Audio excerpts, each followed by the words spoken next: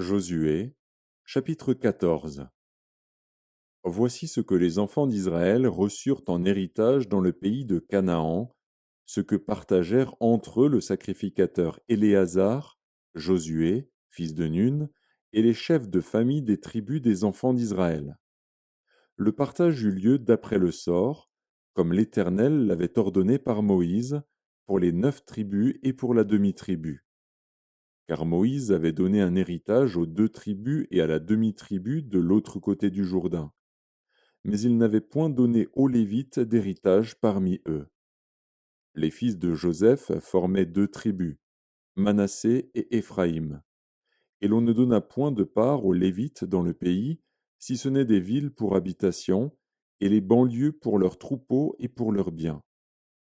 Les enfants d'Israël se conformèrent aux ordres que l'Éternel avait donnés à Moïse, et ils partagèrent le pays.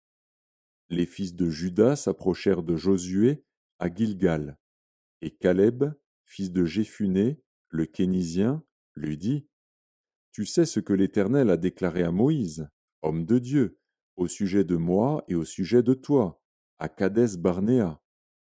J'étais âgé de 40 ans lorsque Moïse, serviteur de l'Éternel, m'envoya de Kadès Barnéa pour explorer le pays, et je lui fis un rapport avec droiture de cœur. Mes frères qui étaient montés avec moi découragèrent le peuple, mais moi je suivis pleinement la voie de l'Éternel, mon Dieu.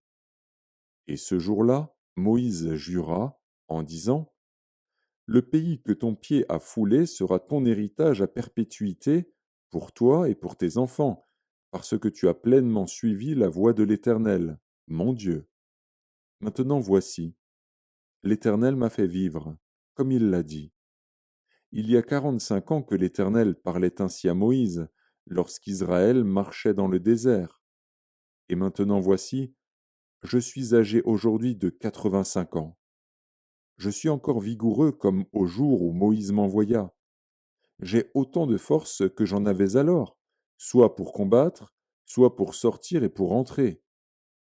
Donne-moi donc cette montagne dont l'Éternel a parlé dans ce temps-là, car tu as appris alors qu'il s'y trouve des Anakim, et qu'il y a des villes grandes et fortifiées.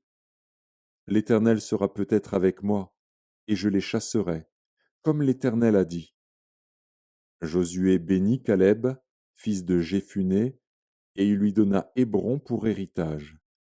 C'est ainsi que Caleb, fils de Jéphuné, le Kénizien, a eu jusqu'à ce jour Hébron pour héritage, parce qu'il avait pleinement suivi la voie de l'Éternel, le Dieu d'Israël.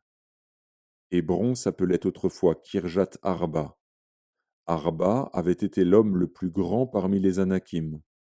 Le pays fut dès lors en repos et sans guerre.